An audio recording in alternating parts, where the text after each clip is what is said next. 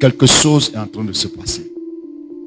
Il y a des groupes de pasteurs qui sont en train de réfléchir pour pousser le gouvernement à poursuivre les prophètes de la nation.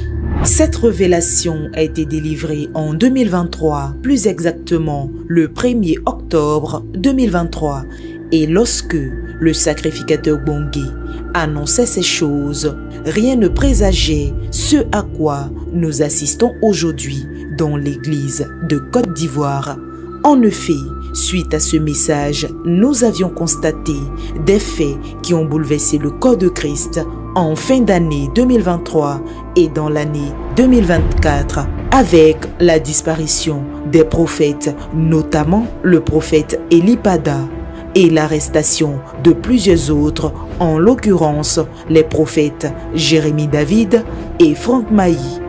En réalité, tous ces faits étaient des signes annonciateurs qui non seulement venaient confirmer la révélation prophétique du sacrificateur Gbongué, mais en plus alertaient l'église de Côte d'Ivoire d'un potentiel danger qui guette les véritables oins de l'Éternel dans les années à venir. Un groupe de pasteurs qui est en train de faire ce travail a mené le gouvernement à trouver des accusations contre ce que Dieu est en train d'utiliser pour éveiller l'esprit des gens, pour maintenir le peuple en éveil spirituellement. Le 31 octobre 2025, nous apprenions dans les infos une mesure prise par une organisation chrétienne de Côte d'Ivoire qui stipule la non-reconnaissance des pasteurs dépourvus de carte de fédération. En d'autres termes, dorénavant, tout pasteur ne disposant pas d'une carte délivrée par une fédération reconnue ne sera tout simplement pas considéré comme un serviteur légitime. À la suite de ce communiqué, les sentiments sont mitigés. Est-ce là une sorte de traque contre les pasteurs et prophètes de Dieu en Côte d'Ivoire, sachant que tous les hommes de Dieu n'appartiennent pas forcément à une fédération chrétienne et que chacun est libre d'exercer le ministère qui lui a été assigné par le Dieu Tout-Puissant?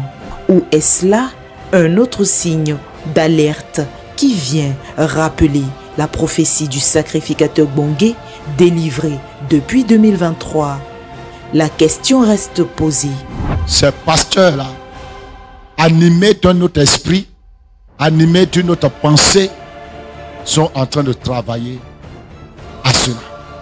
La parole est donnée et l'alerte est lancée alors que tous les intercesseurs se tiennent à la brèche pour la prière en faveur de l'église de Côte d'Ivoire.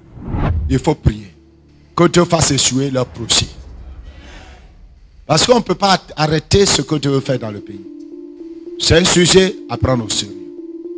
C'est les pasteurs. Les pasteurs. Quand je dis pasteur, il y a tout le lot de la bishop, évêque, quoi encore? Prophètes, les prophètes voyants, les bouches autorisées, les apôtres de nations, les prophètes de nations, parce que chez nous, on est béni en Côte d'Ivoire. On a beaucoup de prophètes de nations. Ils sont beaucoup. Mais la nation même ne sait pas que... D'après les gens, la nation même est étonnée. Tous les jours, les gens se forcent à prophétiser. Ils vont commencer à parler contre les prophètes pour attirer l'attention du gouvernement. Inciter le gouvernement à poursuivre ceux qui parlent vraiment par la bouche de Dieu. Prenez ce sujet, priez. Que Dieu défende sa gloire. Et que cette nation puisse bénéficier de la lumière divine pour aller à sa véritable restauration. Amen.